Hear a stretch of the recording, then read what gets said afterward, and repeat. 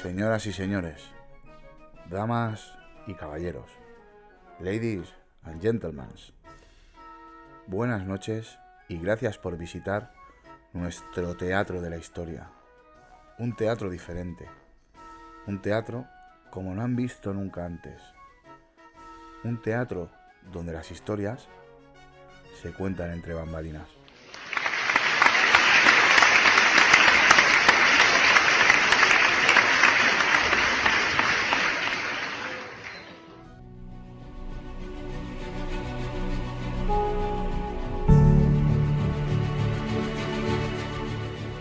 No hay nada malo, excepto lo que pervierte la mente y encadena la conciencia.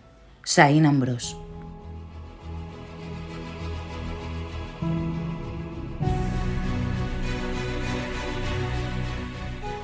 Buenas noches y bienvenidos bambalinos una semana más a vuestro canal La Historia entre Bambalinas.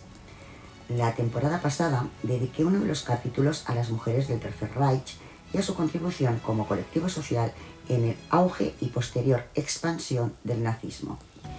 Esta noche vamos a conocer a una de esas mujeres, una mujer que no solo se dejó embaucar por una ideología perversa que discriminó y asesinó a millones de personas que no entraban dentro del estereotipo ario, sino que también formó parte de ese engranaje de odio y muerte y lo hizo desde las más altas esferas del poder.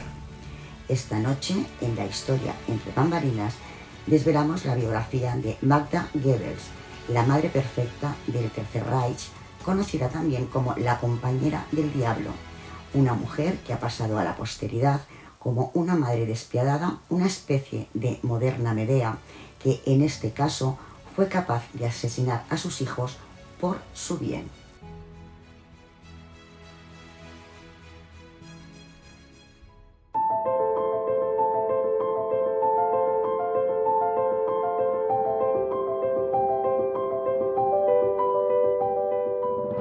La historia nos enseña que no todos los hombres han sido despiadados, ni todas las mujeres unos seres buenos y bondadosos. Magda Goebbels será recordada en palabras de Ana María Sigmund como la compañera del diablo, es decir, como esposa del tristemente célebre ministro de propaganda nazi Joseph Goebbels. La solícita y diligente esposa del ministro de propaganda nazi Joseph Goebbels fue durante mucho tiempo el paradigma de la madre perfecta del nacionalsocialismo. Enferma y profundamente deprimida, al final del conflicto bélico, Magda Goebbels terminó envenenando con cianuro a sus 6 hijos y poniendo fin a su vida de igual manera. Johanna Maria Magdalena nació el 11 de noviembre de 1901, fruto de una relación entre Oskar Ritschl, un rico ingeniero, y su joven criada August Berendt. Aunque sus padres terminaron casándose, se divorciaron en 1905, cuando Magda tenía solamente 3 años.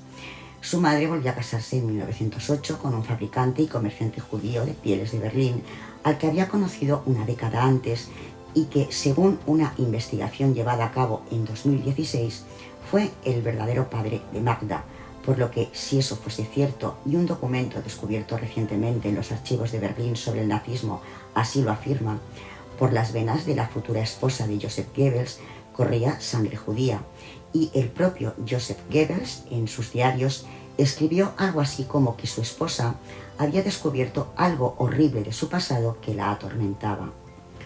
Única niña en un mundo de adultos, recibió las constantes atenciones de sus padres y de su padrastro. Magda pasó 8 años de su infancia en un internado religioso de monjas ursulinas en Bélgica que empleaban unos métodos de educación muy severos, lo que contribuyó a que la joven desarrollase una fuerte personalidad y a que forjara un carácter recto y refinado. Al estallar la Primera Guerra Mundial, Magda se encontraba en Berlín, donde continuó sus estudios en un instituto de enseñanza media, un exclusivo internado femenino, y curiosamente, en esa época, la que llegaría a ser esposa de un nazi llegó a sentirse muy atraída por la filosofía budista y defendió la cultura de la no violencia. En 1919, en un viaje de vuelta al internado tras unas vacaciones, coincidió en el compartimento del tren con Günther Quandt, un atractivo y elegante multimillonario, un viudo de 38 años con 2 hijos pequeños, y el amor fue inmediato. Tanto es así que pocos meses después, la pareja se prometía previa conversión de Magda a la religión protestante de su novio, y así, el 4 de enero de 1921, se casaban en la tranquila ciudad de Bad Godesberg, y con tan solo 19 años, Magda se convertía en una mujer casada, y ese mismo año el matrimonio tuvo un hijo, Harald. Pero ocurrió que Magda pronto se dio cuenta de su error. La joven se dio de bruces con la realidad de estar atrapada en un matrimonio aburrido. Una familia ultraconservadora que no escondió su abierto rechazo hacia ella, un esposo que resultó ser un hombre aburrido, frío y amante del trabajo, 2 hijastros, 3 hijos de un amigo de su esposo que éste tenía a su cargo y un hijo propio. Para huir de aquella situación agobiante, Magda inició una aventura amorosa con Chaim Vitali, un joven estudiante ruso de origen judío, que se acabaría convirtiendo en un símbolo de la lucha de los judíos en Palestina tras su asesinato en Tel Aviv. El idilio extramatrimonial acercó a Magda a las ideas sionistas y la alejó de su matrimonio, pero finalmente, y tras 9 años de relación, su marido descubrió la infidelidad de su esposa y, enfurecido, la acabó echando de casa en 1929. Magda y su hijo Harald, del que había mantenido su custodia y que años después, tras el trágico final de su madre y sus 6 hermanos, se encontraba en África como prisionero de guerra, se trasladaron a vivir a una bonita casa de Berlín y disfrutó de una libertad sufragada por la generosa pensión que le pasaba su ex marido. Pero en el verano de 1930, la vida de Magda cambiaría para siempre. Joseph Goebbels, el ministro de propaganda nazi, acudía al Palacio de los Deportes de Berlín para pronunciar un discurso. Magda, que por aquel entonces se había convertido en una influyente y rica mujer de la sociedad berlinesa y que buscaba entretenerse de la mejor manera posible, decidió asistir al acontecimiento, donde la multitud se agolpaba para asistir al acto del Partido Nacional Socialista Alemán, sin saber que aquello supondría un antes y un después en su vida. Las encendidas soflamas del ministro de propaganda nazi calaron tan profundamente en Magda que tras el acto se afilió al partido y se convirtió en poco tiempo en una de las dirigentes nazis más importantes de su distrito. Tras trabajar como voluntaria en la sede del partido, acabó siendo secretaria del subjefe del distrito, y fue entonces cuando conoció personalmente a Goebbels, con el que empezó a colaborar ordenando y archivando sus artículos periodísticos. A pesar de que Goebbels no era un hombre de físico atractivo, pues era de baja estatura y tenía un pie contrahecho que arrastraba al caminar, algo que le ocurrió cuando era niño, pues siempre fue un chico de salud frágil. Una infección pulmonar lo tuvo al borde de la muerte y un principio de polio o el derivado de osteomielitis, una infección ósea padecida a los 4 años, le dejó el pie derecho mal formado, curvado hacia adentro y más fino y corto que el izquierdo. Y aunque intentaron corregir la malformación con una operación, fallaron, y por ello llevó toda su vida un aparato ortopédico de metal y zapatos especiales para disimular su renguera. Tampoco pudo ser soldado en la Primera Guerra, porque lo rechazaron por su discapacidad, pero años después se presentó como veterano de esa guerra, de la Primera Guerra Mundial, herido en combate. Podemos decir que fue la primera gran manipulación de la propaganda goebbeliana en beneficio de una causa, la propia. Pues bien, pese a su escaso atractivo y porte, Magda se enamoró perdidamente de él y Goebbels, por su parte, también se sintió fascinado por ella y llegó a escribir en su diario personal: Hemos hecho un voto solemne el uno al otro. Cuando hayamos conquistado el Reich, nos convertiremos en marido y mujer. Soy muy feliz. La historia entre bambalinas con María Barbancho, donde se cuenta la historia sin juicios ni prejuicios. Su relación con Goebbels la llevó a conocer en persona a Adolf Hitler. Y si Magda adoraba a Joseph Goebbels, el entusiasmo y culto hacia el Führer fue mayúsculo y rayando el fanatismo, y ambos forjarían una profunda relación, lo que facilitó que Magda entrara a formar parte del pequeño pero selecto grupo de amistades femeninas de Hitler. El Führer incluso actuó como padrino de boda del novio cuando la pareja contrajo matrimonio el 19 de diciembre de 1931.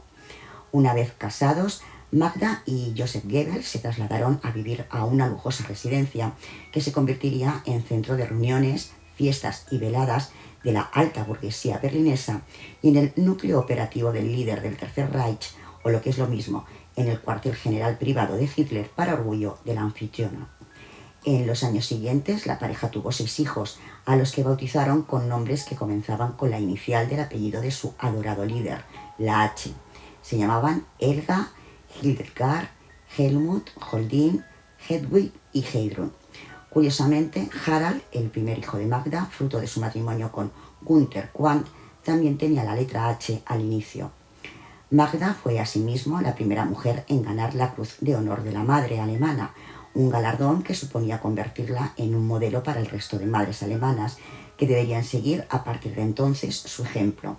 A este honor se sumó el de ser considerada la primera dama del Tercer Reich, a pesar de no estar casada con el Führer. Pero no toda la vida de la pareja más famosa de Alemania podía ser perfecto, y la supuesta vida modélica que llevaba Magda se vio truncada cuando uno de los muchos amoríos de su esposo salió a la luz de manera escandalosa. La relación de Goebbels con Lida Baarova, una joven actriz checa de 22 años, no fue para nada del agrado de Magda, un asunto que le afectó profundamente, a pesar de que ella también había tenido algunos escarceos amorosos. Orgullosa y segura de su posición y de su relación con el Führer, no dudó en pedirle que le dejara divorciarse de su esposo, pero no calculó bien el movimiento, y lo que ella no había previsto es que aquella decisión supondría un escándalo y una mancha en la imagen que desde el gobierno se quería dar del nacionalsocialismo, y que sobre todo supondría una deshonra para la imagen del ministro de propaganda. Hitler simplemente dijo no. Aquella tajante respuesta tomó por sorpresa a Magda, que, desconcertada, se dio cuenta de quién tenía la sartén por el mango tanto en Alemania como en su vida. Hitler obligó a Goebbels a separarse de su amante y decretó que el matrimonio continuara. Y Magda fue realmente consciente de con quién estaba jugando. El papel que ella misma había escogido de esposa y madre alemana ejemplar no podía abandonarlo a la ligera. En 1942, la salud de Magda Goebbels empezó a deteriorarse. Sufría una severa neuralgia, un trastorno que le afectaba el rostro y que le producía agudos espasmos nerviosos que le había dejado paralizada media cara. Magda era entonces una mujer física y mentalmente enferma, con problemas cardíacos y graves episodios de depresión, y que no tuvo en ese momento inconveniente en aceptar las ideas del partido en lo que a los judíos se refería y que acabarían desembocando en la infame solución final. La esposa de Goebbels, a pesar de que en un principio se escandalizó por la radicalización de las ideas antisemitas de los nacionalsocialistas, las acabó aceptando sin rechistar, cegada por su fanática devoción hacia su marido y hacia Adolf Hitler. El final de Magda Goebbels es bien conocido. Instalada junto a su marido en el búnker de Hitler en los últimos días de la Segunda Guerra Mundial, decidió acabar sus días junto a los hombres que habían marcado su vida y cegado su existencia, su marido y el Führer. El 1 de mayo de 1945, y tras rechazar en varias ocasiones las desesperadas insistencias de varios miembros del servicio que ofrecieron a Magda la posibilidad de huir o al menos ayudar a huir a sus pequeños, decidió terminar con la vida de sus 6 hijos.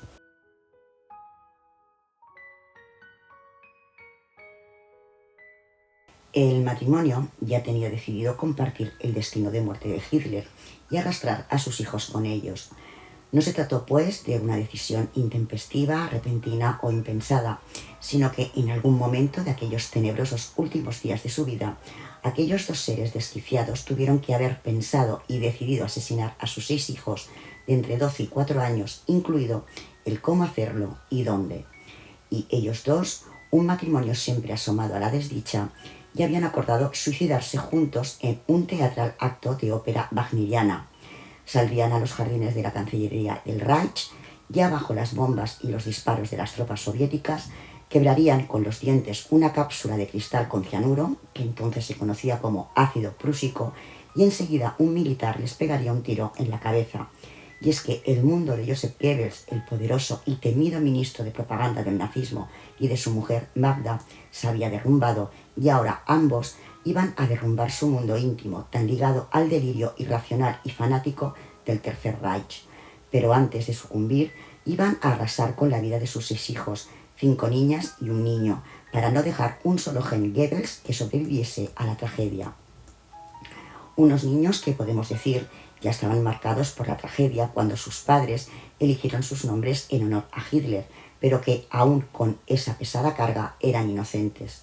Todos, con excepción de Heydrun, habían nacido antes de la guerra, cuando el nazismo soñaba con el Reich de los 1000 años, y que duró solo 12, en los que desató una hecatombe que le costaría al mundo más de 60 millones de muertos, entre las que se iban a contar también esas 6 criaturas. Ya con los rusos en Berlín, aquella orgía de sangre, veneno y muerte se iba a reducir a un escenario espectral, el búnker de Adolf Hitler en los sótanos de la Cancillería. El 1 de mayo, un día después del suicidio de Hitler y su esposa Eva Braun, los Goebbels se prepararon para matar a sus hijos y suicidarse. Ordenaron que el dentista de las SS, Helmut Kunz, preparara 6 inyecciones de morfina para dormir a los niños y poder así introducirles una ampolla de cianuro entre los dientes y presionar cabezas y mandíbulas para partirlas, algo de lo que se encargaron después el médico personal de Hitler y la propia Magda. La secuencia exacta de los acontecimientos no está clara, pero el resultado final fue la muerte de los 6 pequeños. Después, sus padres también acabaron con sus propias vidas. Magda Goebbels ingirió el mismo cianuro mortal que había utilizado para envenenar a los pequeños, mientras su marido, el ministro de propaganda del caído Tercer Reich, Joseph Goebbels, se pegaba un tiro, un final digno de la más cruel y atroz tragedia griega. Terminaba de esta espantosa manera la vida de una joven y elegante muchacha que un día soñó con ideas pacifistas y terminó dando su vida y la de sus propios hijos por el nacionalsocialismo. Y para la historia negra del propio nazismo quedarán para siempre las palabras de Magda Goebbels para justificar el asesinato de sus 6 hijos. Es mejor que mis hijos mueran a que vivan en la vergüenza y el oprobio. Nuestros hijos no tienen lugar en una Alemania como la que habrá después de la guerra. La historia entre bambalinas con María Barbancho, donde se cuenta la historia sin juicios ni prejuicios.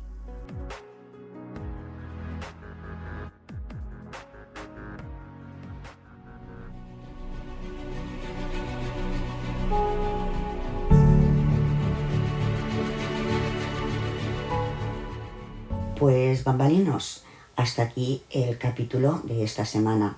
Mi deseo, como siempre, es que os haya gustado el episodio de hoy y no dudéis en dejar vuestra opinión en el cajón de comentarios de YouTube, que ya sabéis que es muy importante para posicionar el canal. Y también podéis hacerlo en el perfil del canal en Twitter, @historiabambalín. También os agradeceré le deis al like y lo compartáis en vuestras redes sociales. Y si eres de los que acabas de descubrirnos, te animo a que te suscribas y a que te sumes a la familia bambalina. Ya sabéis que la historia entre bambalinas está en iVoox, Instagram, Facebook y Twitter. Os recuerdo el enlace de Patreon, patreon.com/la historia entre bambalinas, por si os animáis a apoyar el canal.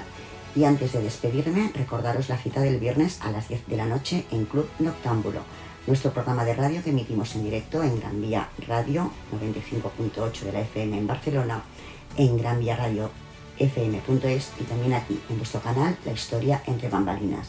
Hasta entonces, que tengáis felices sueños bambalinos y no olvidéis lo más importante, vivir y disfrutar de vuestra propia historia.